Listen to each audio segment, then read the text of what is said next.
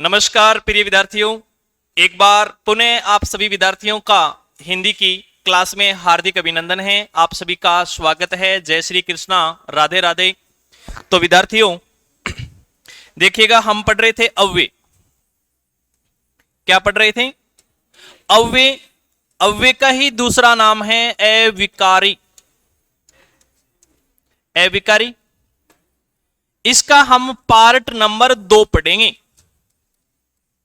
इसके जो 4 वेद होते हैं मुख्यतः, इस घंटे में उन चारों वेदों के बारे में हम चर्चा कर लेंगे। एक वेद हमने पिछली कक्षा में पढ़ चुके हैं, हाँ या ना जी। तो दूसरा भेद का नाम होगा संबंध बोधक अव्यय। संबंध बोधक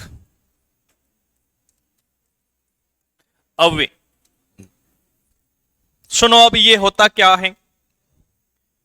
एक बार तो ये नाम से पता चल रहा है कि संबंध बोधक है, तो ये क्या बताएगा भाई? संबंध के बारे में बताएगा। किसके बारे में बताएगा? संबंध के बारे में बताएगा।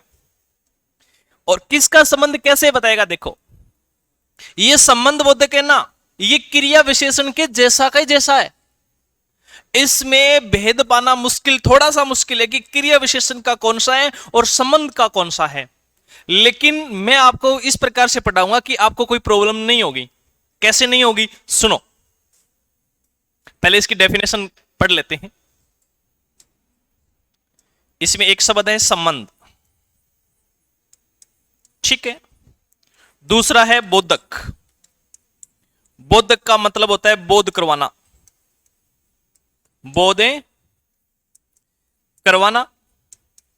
क्लियर है? Yes sir. संबंध का मतलब संबंध, लगाव। लगाव कह सकते हो, नाता कह सकते हो, रिश्ता कह सकते हो। यानी यहां पर एक चीज का दूसरी चीज के साथ क्या बताया जाएगा? संबंध बताया जाएगा, नाता बताया जाएगा, रिश्तेदारी बताई जाएगी। तो वहां पर संबंध बोधक अव्यय हो जाता है। ठीक है सर। इसकी परिभाषा के द्वारा आपके समझ में आ जाएगा कि ये चीज क्या है। तो हेडिंग लगाइएगा परिभाषा, ये भी नोट कर लेना, नाम साथ साथ में कर लिया सर। हम आपसे कहीं ज्यादा समझदार हैं सर। ओके, परिभाषा।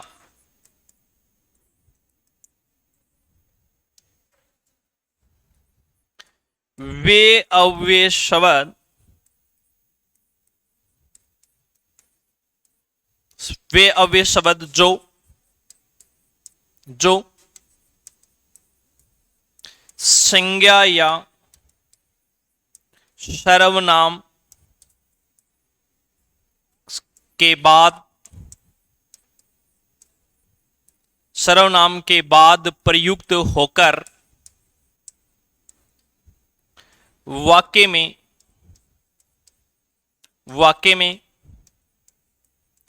अन्य शब्दों के साथ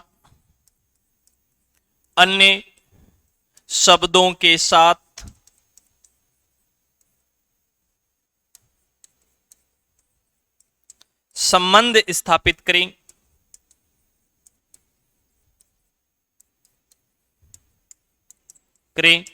वहां संबंध बोधक अव्यय होता है। वहां संबंध बोधक अव्यय होता है। यानी वे अव्यय शब्द जो संज्ञा या सर्वनाम के बाद प्रयुक्त होकर के और वाक्य में कोई अन्य शब्द है, उस शब्द के साथ वो क्या बताएंगे? संबंध बताएंगे। क्या बताएंगे भाई?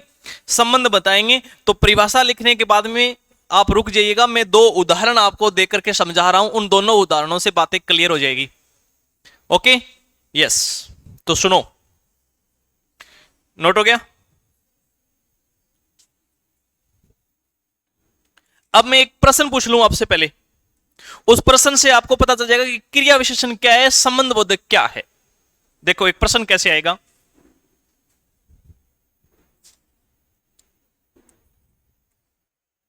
यदि आप प्रश्न लिखना चाहो तो 2-3 लाइनें छोड़ करके लिखना है, ठीक है? 2 लाइन छोड़ करके, नहीं तो एक बार मत लिखना। ओके, प्रश्न यह है, किस विकल्प में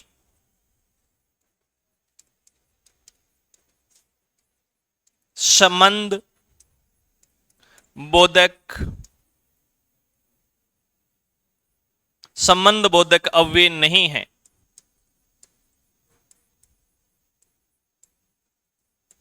नहीं है, ठीक है। हाँ, ओनली 2 लाइन छोड़नी है। चलेगा 1 नंबर विकल्प, शेर पहाड़ के ऊपर रहता है।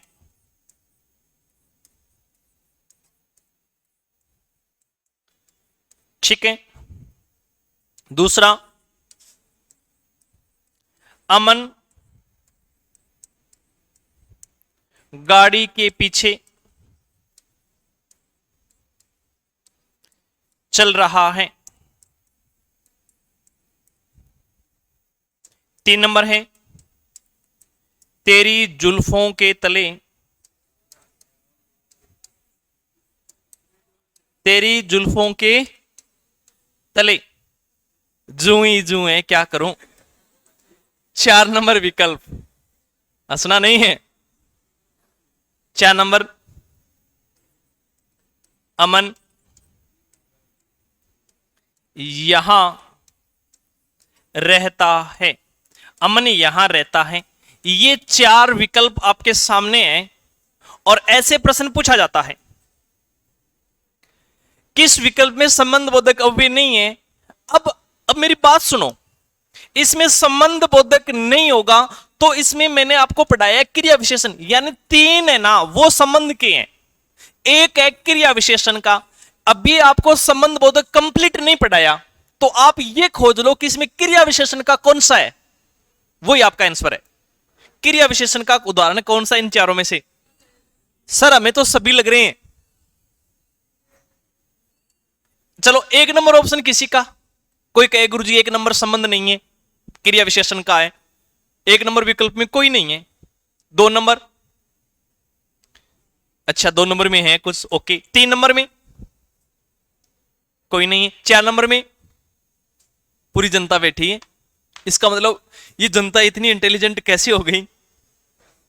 अब सुनो, सीधी सी बात मैं बता रहा हूं आपको, हम पढ़ रहे हैं। एक छोटी सी सीधी बात बता दूं भी, 100 चीज समझाने से पहले एक छोटी सी बात बता देता हूं, उस चीज को समझते ही आपके दिमाग में आ जाएगी बात। क्लियर? सुनो, ये संबंध एक कारक भी होता है। संबंध एक कारक होता है, यदि आपकी याद है तो मैंने संबंध कारक आपको समास के अंतर्गत शायद पढ़ाया था। Yes no? उस संबंध कारक की विभक्तियां होती है का, के, यानी जब संबंध की बात आए तो काकी को याद रखना पड़ेगा। किसको? काकी को। जिस भी शब्द में काकी आए वहां पर संबंध बोधक होता है। जैसे देखो, शेर पहाड़, ये ऊपर नाम है ना, ऊपर, ये क्रिया विशेषण है, लेकिन ऊपर का और पहाड़ के बीच में संबंध बता रहे कौन है? कि ये दोनों के बीच में संबंध बता रहा है, ये दोनों के। अब इसमें क्रिया विशेषण नहीं है। ऊपर स्थानवाचक है, महेश छत के ऊपर बैठा है, तो ऊपर है ना, क्रिया विशेषण भी है, लेकिन ऊपर से पहले के आ गया। क्रिया विशेषण के उदाहरण में काकी नहीं आएगी, वहां तो कोई और ही आएगा, ध्यान रख लेना। लेकिन जब काकी आए तो संबंध होगा, यह बात ध्यान रख लेना। तो कारक विभक्ति इसमें भी है, के पीछे इसमें भी है, के तले इसमें भी है, यहां नहीं है।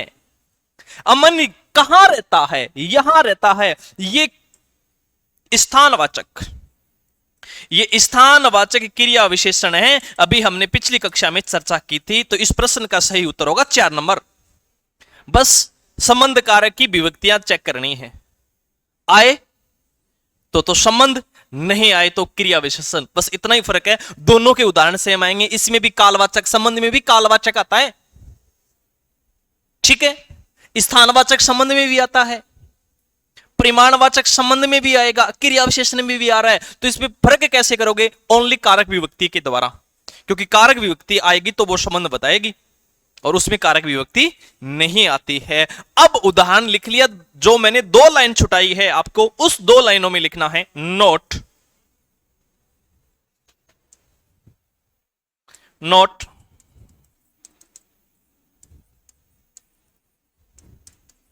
संबंध बोधक अव्यय में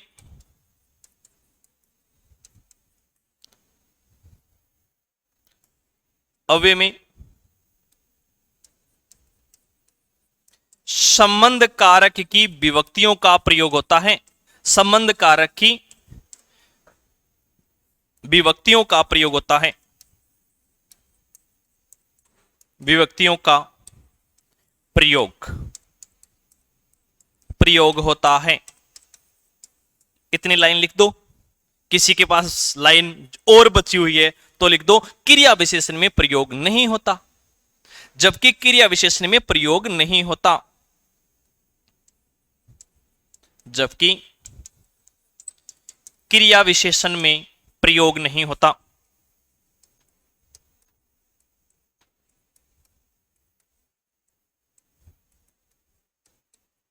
नहीं होता, बस इतनी सी बात है। इन बातों से पता चल गया यहां संबंध कारक आ रहे हैं, वहां संबंध कारक नहीं आएगा, और नहीं आएगा तो फिर अपना जो रूपरेखा है वो आपके सामने है। क्या मैं एक दो एग्जाम्पल दूं तो आप खोज कर लोगे? ठीक है, ये जो एग्जाम्पल है ना, लिखा नहीं क्या? अच्छा लिखो फिर।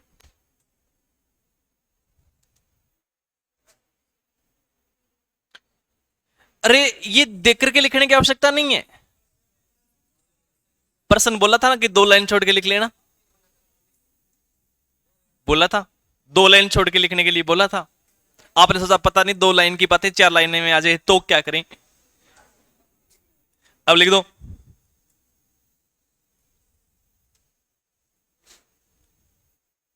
इसमें जो कई बच्चे सी बताए ना, तेरी जुल्फों के तले, अरे इसमें संबंध है तो सॉरी किसके तले?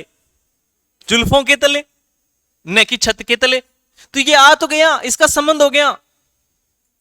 ठीक है, कारक विभक्ति आ गई, इन दोनों का संबंध हो गया, तले का और जुल्फों के बीच में के लग गया, ये कारक विभक्ति आ गई। इसमें तो है ही नहीं। अब जिस बच्चे ने लिख लिया वो ये करेगा कि इस क्रिया विशेषण है, इससे आप संबंध बोधक बनाओ। इस क्रिया विशेषण वाक्य से संबंध बोधक बनाना है। अमन यहां रहता है, इसका संबंध बोधक बनाएं तो कैसे बनाएं?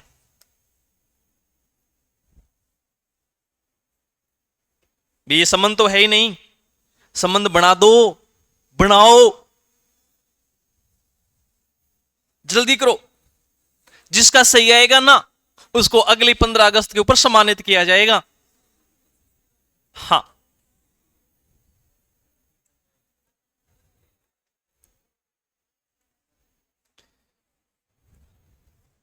किसी ने बनाया, एक दो शब्द कोई जोड़ने हो तो जोड़ सकते हो, जरूरी नहीं है कि इन 4 शब्दों से बनाए। चारों से नहीं बनेगा, चारों से तो क्रिया विशेषण बन गया। अब हमें यहां पर के कारक विभक्ति का प्रयोग करना पड़ेगा, किसी चीज के साथ संबंध लगाना पड़ेगा, तब जाकर के ये बनेगा। बनाओ, ऐसे नहीं बोलना, कॉपी में बनाने के लिए बोलना है। आप तो मौखिक रूप से बना रहे हो, ठीक है ना?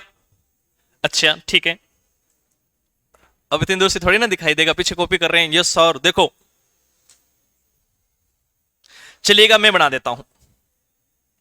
आप छोटे बच्चे हो, आपसे नहीं बनता तो मेरा फर्ज बनता है कि मैं बना दूं। मैं बना रहा हूं, आप लिख तो लोगे देख देख के, अरे कॉपी में तो चेप लोगे। हाँ, अमन, अमन सुरेश के यहां रहता है। अमन सुरेश के यहां रहता है, यानी यहां स्थान तो आ गया, इस स्थान का संबंध बताना है। अब ये आ गया सुरेश के, ये आ गया सुरेश के। अब है ना, अब ये संबंध हो गया बेटा, अब ये क्रिया विशेषण का नहीं रहा है, ये संबंध बोधक अव्यय का हो गया है। क्लियर? हाँ या ना?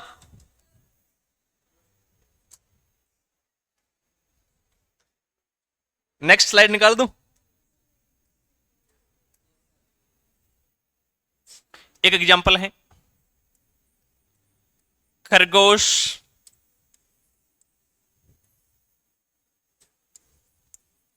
खरगोश निकट रहता है।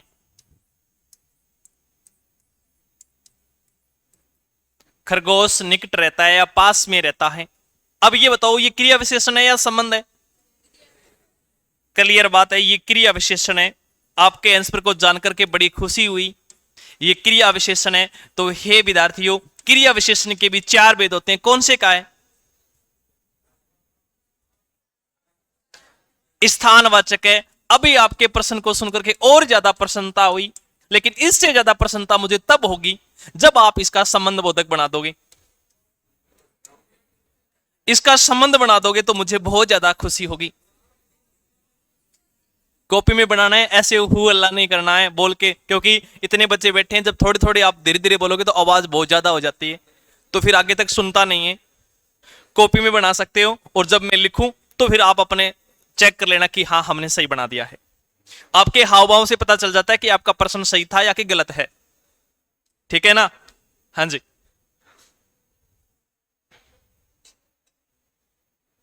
खरगोश सुरेश के निकट रहता है, ऐसे बनाया किसी ने? तो खरगोश गुरुकुल के निकट रहता है, ऐसा बनाया किसी ने? हाँ, क्योंकि खरगोश को खरगोश की बातें याद आएगी, है ना? हाँ, चलिएगा अब बना देते हैं। खरगोश पानी के निकट रहता है। गुरुजी मैं तो ये बनायो, ये निकट रहता है। क्या बनाया? खरगोश पेड़ के निकट रहता है। अच्छा, पेड़ के नीचे कोठी डाल रखी है उसने, है ना? ओके, हाँ तो अब देखो, निकट तो है ही, निकट से पहले के लगा दो। अब यहां पर चाहे पेड़ लगा दो, चाहे पानी लगा दो, चाहे जंगल लगा दो, चाहे वन लगा दो, और चाहे आपका नाम लिख दो। खरगोश राहुल के निकट रहता है, गलत नहीं है, संबंध हो गया। हो सकता है राहुल उसको खाना खिला रहा हो, हाँ या ना? बस तो सभी ने बना लिया होगा। ओके, अब देखो अपन बढ़ते हैं नेक्स्ट की ओर। इतनी बात समझ में आ गई क्या? अब संबंध बोधक और क्रिया विशेषण में अंतर खोज लोगे ना? हाँ या ना? ठीक है, अब हम बढ़ते हैं 3 नंबर की ओर, जिसका नाम होगा समुच्चय बोधक।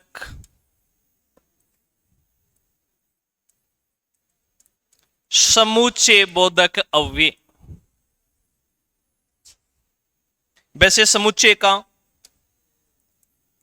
अर्थ जो होता है वो समूह होता है, या हम बोल सकते हैं इकट्ठा होता है। लेकिन समुच्चय जो शब्द है ये समुच्चय है। बोधक का तो अपने बोध करवाने का अर्थ होता है। समुच्चय जो शब्द है बेटा वो इस प्रकार से मिलकर के बना है, सम प्लस में उत प्लस में चय होता है। इस प्रकार से इस शब्द का निर्माण हुआ है। ये दोनों उपसर्ग का प्रयोग कर रहे हैं। मैंने आपको एक संयुक्त वाक्य पढ़ाया था, याद है? तो याद है कि नहीं है? संयुक्त वाक्य वाली सारी बातें समुच्चय में आती है, ध्यान रख लेना। सर संयुक्त वाक्य तो हमारी याद नहीं है, क्योंकि हम कई दिनों की छुट्टियों के बाद लौटे हैं। तो जरूरी थोड़ी है कि आप छुट्टियों में जाओगे तो अपनों को भूल जाते हो। भूल जाते हो क्या? तो फिर क्या संयुक्त वाक्य अपना नहीं है? है कि नहीं है? है तो फिर भूलना नहीं है। संयुक्त वाक्य में मैंने आपको विभाजक, विरोध दर्शक, परिणाम दर्शक ऐसे शब्द करवाए, संयोजक शब्द ऐसे करवाए थे कि नहीं करवाए थे? वो सारे इसी में आने वाले हैं। पहले इसकी परिभाषा लिख लीजिएगा।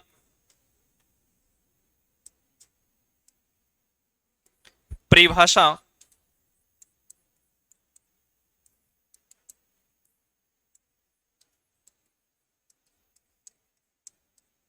वे अव्यय शब्द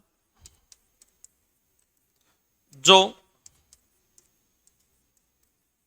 एक पद या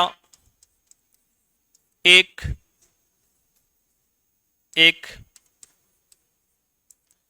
वे अव्यय शब्द जो एक पद या एक वाक्य का दूसरे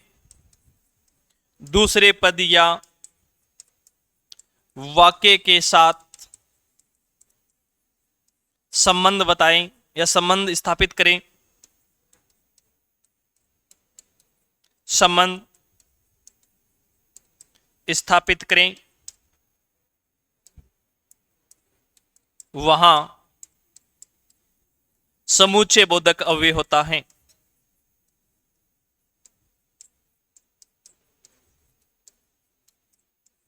वहां समुच्चय बोधक अव्यय होता है।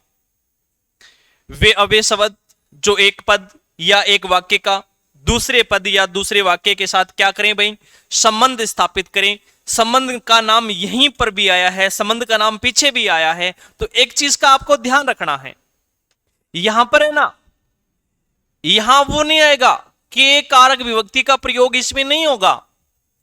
एक पद, पद का मतलब होता है बेटा शब्द, एक शब्द का दूसरे शब्द के साथ, जैसे राम और श्याम बाजार गए, तो ये समुच्चय है।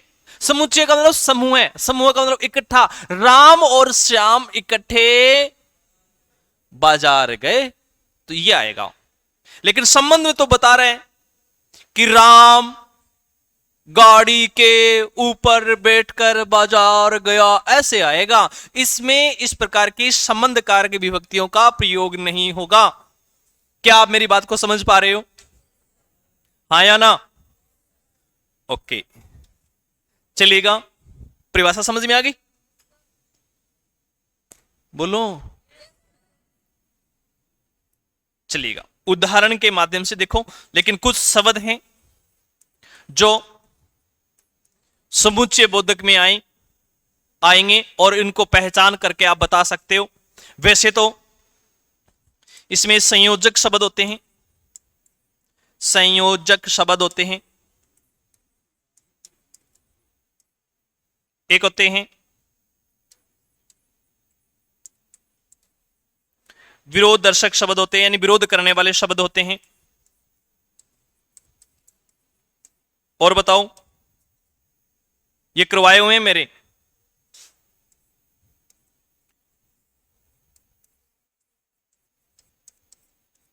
विभाजक शब्द भी इसी में आते हैं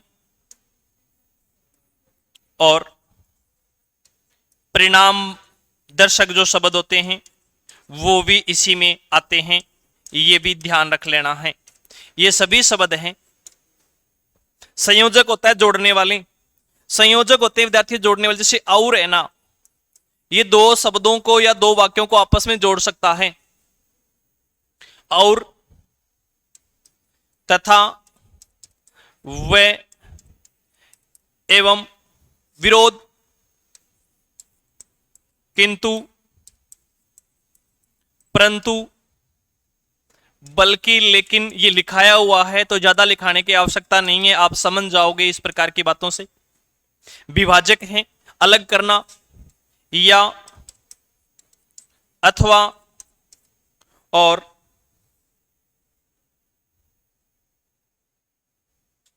परिणाम दर्शक हैं वो आएंगे इसमें। अतः, फलस्वरूप, इसलिए, इस प्रकार के जो शब्द होते हैं वो परिणाम दर्शाएंगे। ये समुच्चय का बोध करवा रहे हैं, ये इकट्ठों का बोध करवा रहे हैं, तो ये समुच्चय में आएंगे। किस में आएंगे? समुच्चय में।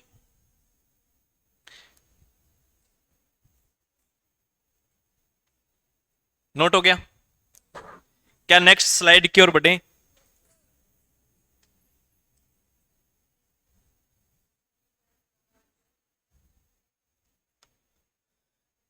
लिख लिया करे? दिख रही है कि इसमें नहीं दिख रहा? चल नहीं रही है क्या? अच्छा, कोई बात नहीं। अब देखिएगा उदाहरण इसके, जैसे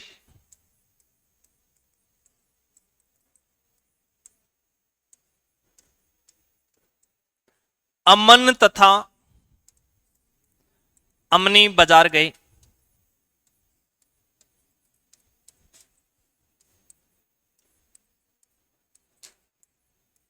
क्लियर है? अरे इसमें दो पद जोड़ रहा है कि नहीं जोड़ रहा? ये दो पद हैं, ये पहला पद है, ये दूसरा पद है, दोनों का इकट्ठा होने का बोध करवा रहे हैं। ठीक है,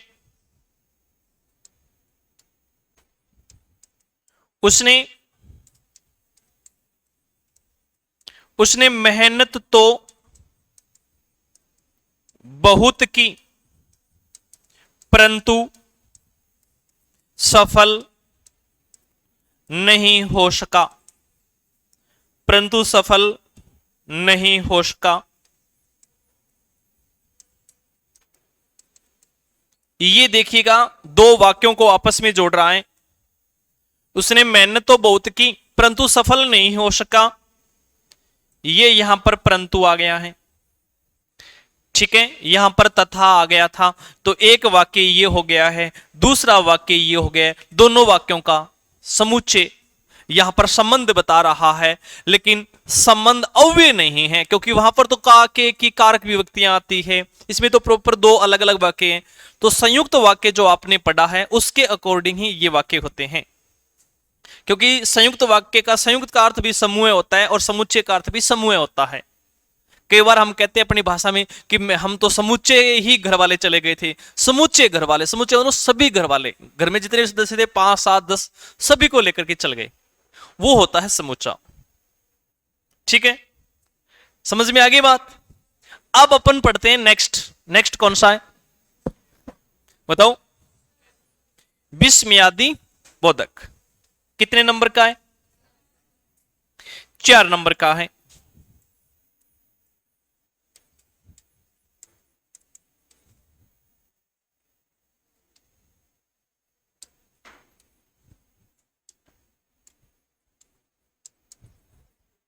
विस्मयादि बोधक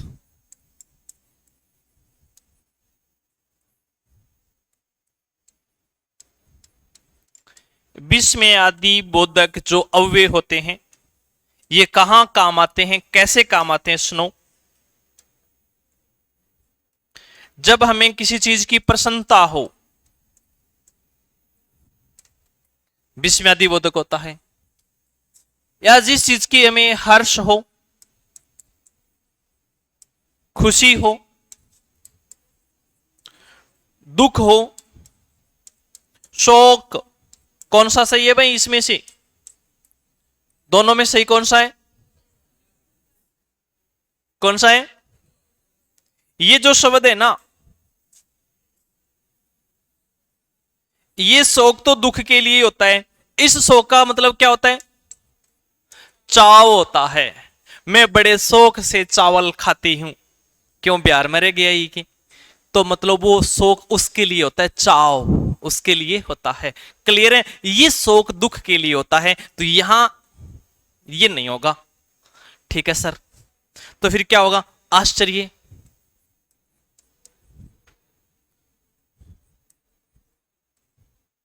घृणा, घृणा नफरत बोलते हैं जिसको, घृणा इत्यादि का बोध हो, इत्यादि का बोध हो, वहां विस्मयादि बोधक अव्यय होता है।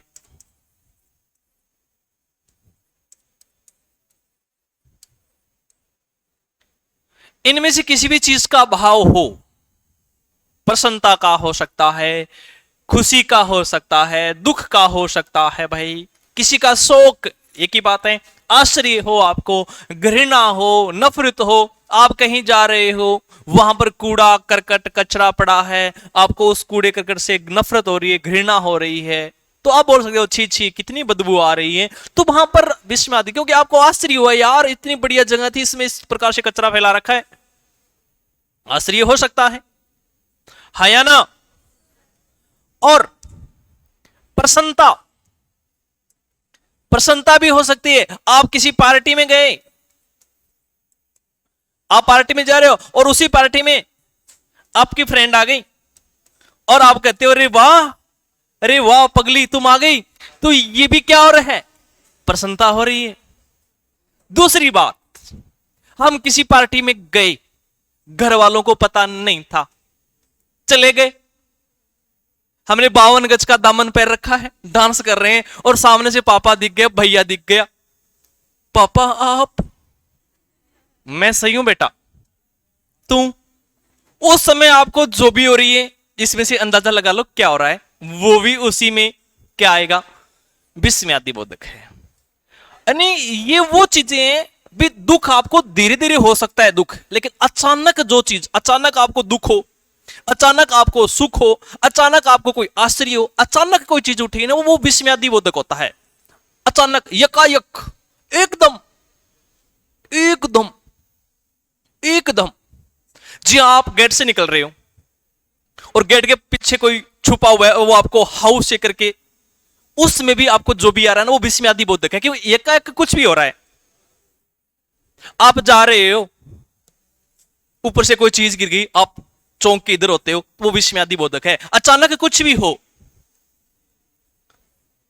डॉक्टर आपके इंजेक्शन लगा रहा है, डॉक्टर कहेगा लग गया इंजेक्शन, ऐसे रुई से वो पीठ को सहला रहा है कि लग गया लग गया, हम कहते हैं लगा नहीं है, और जब सुई जाएगी ना अंदर तब पता चलेगा अरे अब लगा है। होता है कि नहीं होता, वो भी एक यकायक हो रहा है, विस्मयादि बोधकी है, होता है कि नहीं होता।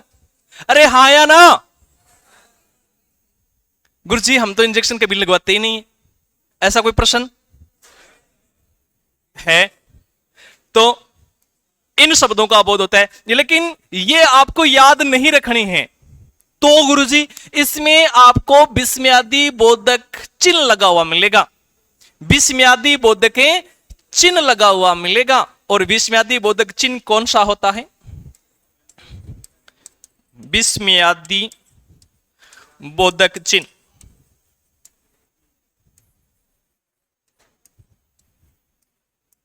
ये लीजिएगा, विस्मयादि बोधक चिन्ह, ये इसी में आता है, ये इसी में आएगा। ओके सर, अब देखो, छी छी तुम इतने गिर जाओगी,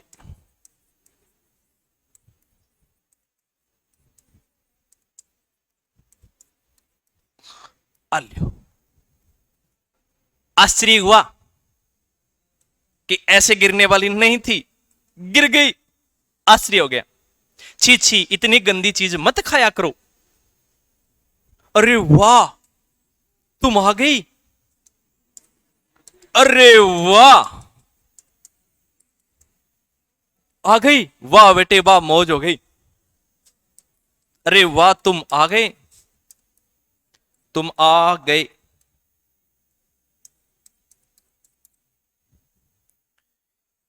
क्या कमाल की पुस्तक है, क्या इसमें भी आपको आश्चर्य हो रहा है ना? तो ये सभी विस्मयादि बोधक में आएंगे। देखो इसको सीरियस होकर के मत पढ़ो, नॉर्मल तरीके से पढ़ो तो इन चीजों को कभी नहीं भूलोगे, और मुंह को फुला करके पढ़ोगे ना तो याद नहीं होगा। कोई समस्या जो हल होगी बताने से होगी, मुंह को फुलाने से, मुंह को टिंडा जैसा करने से समस्या हल नहीं होगी। तो रिलैक्स होकर के आराम से पढ़ा करो ताकि चीज हम बातों बातों में सीख जाएं, ठीक है? गुरुजी विस्मयादि बोधक तो कभी भूलना को नहीं, बाकी को माने बेरो को नहीं, है ना?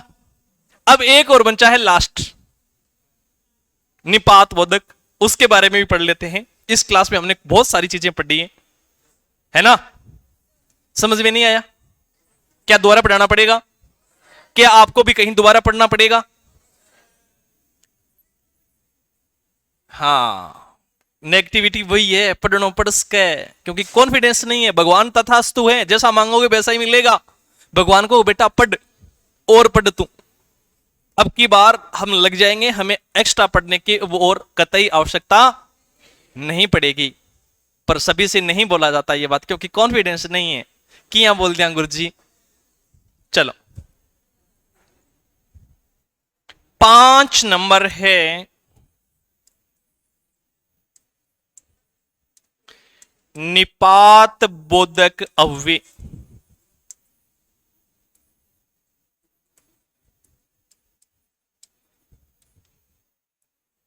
ठीक है,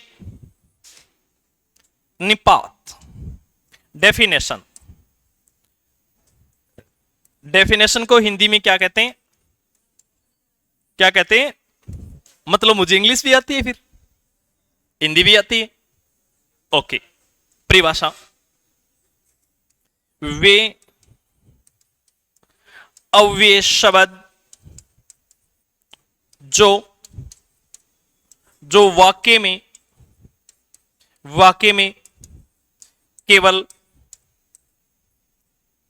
केवल जोश भरने का कार्य करें, भरने का कार्य करे तथा वाक्य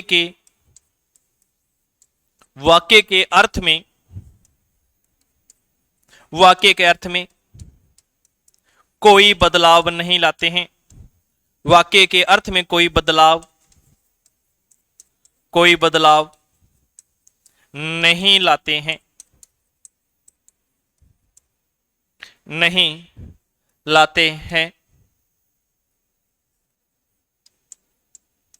उन्हें निपात बोधक अव्यय कहते हैं, उन्हें निपात बोधक अव्यय कहा जाता है। वे अव्यय शब्द जो वाक्य में केवल और केवल जोश भरने का कार्य करते हैं और वाक्य के अर्थ में कोई बदलाव नहीं लेकर के आते हैं, उन्हें निपात बोधक अव्यय कहते हैं।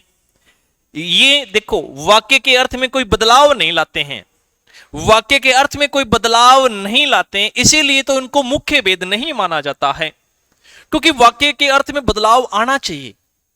वो तो अगर 4 लेके आते हैं, ऊपर वाले जो 4 हमने पढ़ा है, इसलिए उनको मुख्य भेद माना गया है, इसको 5वें को अलग माना गया है। कई किताबें 4 मान लेती है, कई किताबें 5 मान लेती हैं, लेकिन पीछे पेपर में आया हुआ था, इनकी संख्या पूछी तो मुख्यतः 4 ही संख्या को सही माना गया था, 5वीं संख्या को सही नहीं माना गया था। ये भी आप ध्यान रखना है। क्लियर है?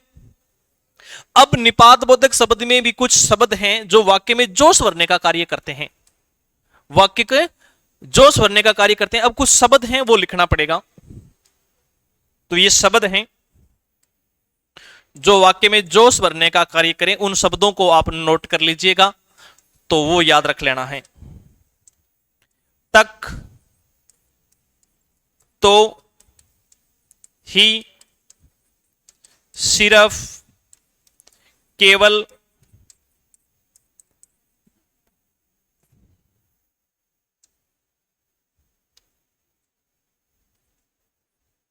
केवल, मात्र,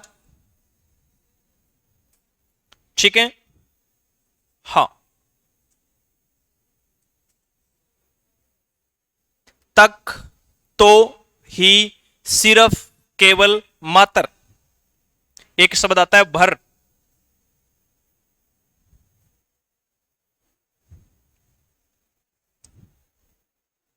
भर इत्यादि। मोस्टली ये पूछे जाते हैं, शब्द तो और भी हैं, लेकिन मोस्टली पेपर में इन्हीं से प्रश्न आ जाता है। और एक बात और, पीछे एसआई का पेपर हुआ था, उस एसआई के सभी शिफ्टों में यहीं से प्रश्न आए थे, निपात बोधक वाला। एक पेपर के एसआई में 2-2 प्रश्न आए थे। तो जो बच्चा एसआई के लिए पढ़ रहा हो, एलडीसी के लिए पढ़ रहा हो, तो उसके लिए निपात बोधक जो चीजें हैं काफी इंपॉर्टेंट है, क्योंकि निपात और क्रिया विशेषण से ही ज्यादा प्रश्न पूछे जाते हैं। क्रिया विशेषण से भी निपात ज्यादा पूछा गया था, पिछली एसआई की मैं बात कर रहा हूं। ओके सर, अब देखो वाक्य में जोश कैसे भरा जाएगा। मैं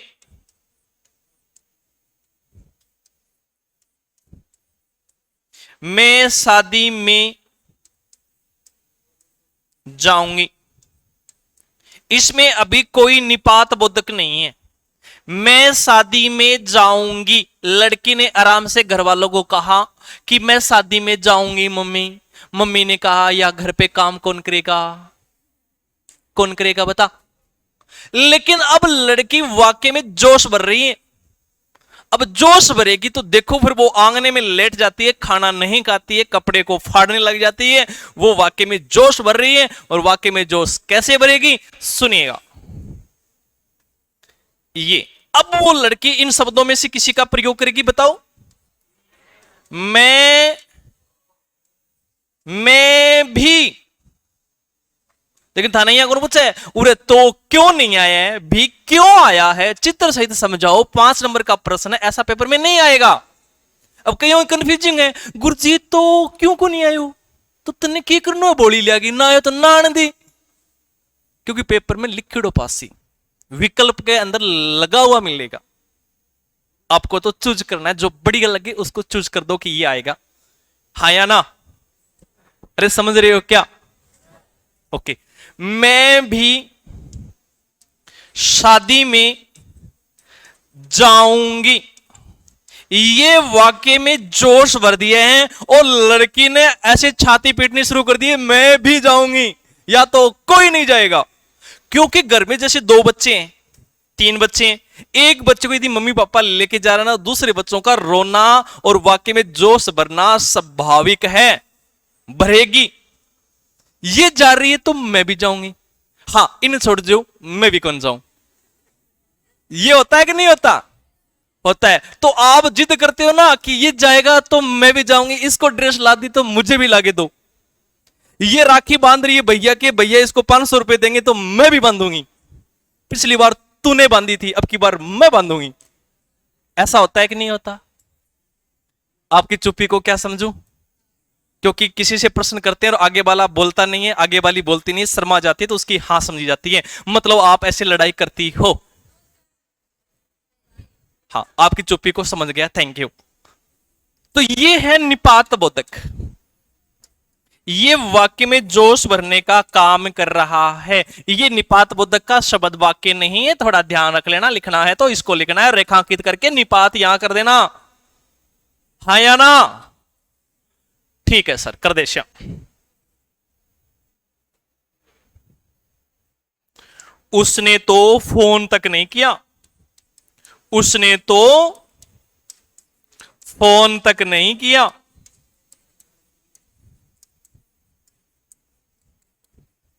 उसने तो फोन तक नहीं किया। कई बार कहते ना, रे क्या बात भूल गए, आपने तो फोन तक भी नहीं किया। ये वाक्य में जोश, सीधा भी बोल सकते हैं उसने फोन नहीं किया। उसने तो फोन तक तक बोल दिया तो मतलब वाक्य में जोश बना दिया।